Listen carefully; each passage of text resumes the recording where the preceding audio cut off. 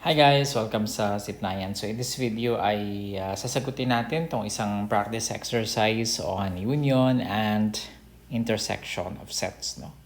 So sabi natin pag union, ang ginagawa natin pag meron tayong dalawang sets tapos kunin natin yung union. Pagsasamahin natin yung mga elements niya tapos yung mga doble, no? Yung pareho nilang nandoon sa element sa isang beses lang natin isusulat. Samantalang yung intersection naman ay kung ano naman yung pareho na meron sila, no? So, let's have number 1. What is A union B, no?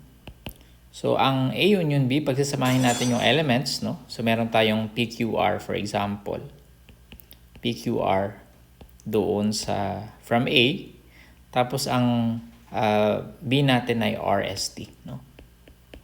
Ang nakikita natin meron tayong dalawang R, no? Ang ginagawa natin pag may parehong element, isang beses lang natin siya sinusulat.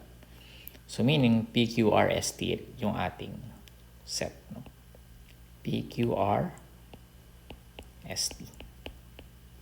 Okay? For number 2, we have A union C. So ang A natin again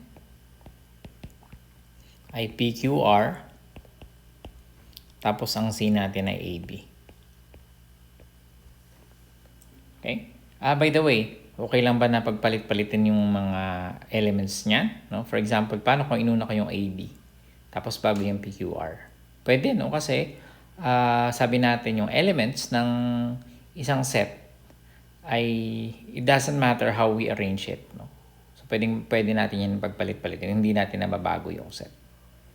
Okay?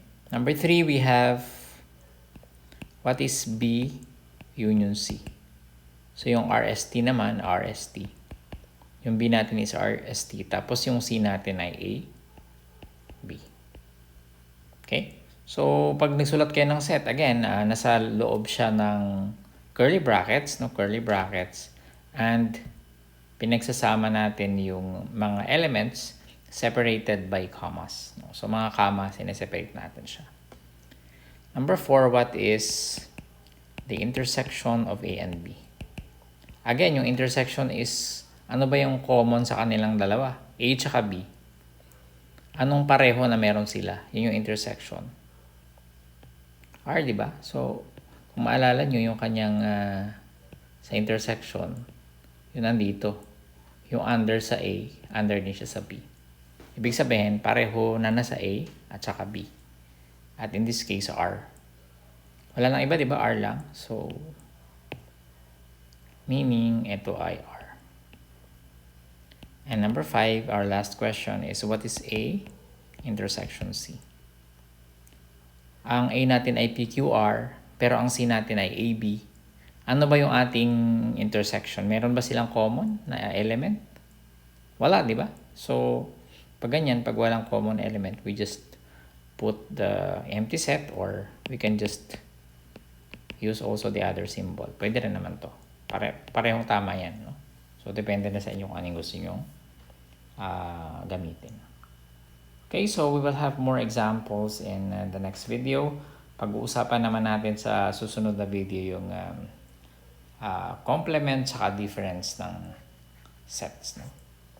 Okay, that's it. Sana may natutunan kayo dito sa ating YouTube channel, particularly in this video. No? Sana tuloy-tuloy yung pag-aaral nyo ng math. Now, as of this recording, meron tayong meron tayong COVID-19. No? Medyo naka-stay tayo sa bahay. Huwag nyo kalimutang mag-stay sa bahay. Lagi maghugas ng kamay, no? Mag-pray. No? At dapat palagi kayo nagdi-disinfect. No? Maraming salamat. I'll see you in the next video.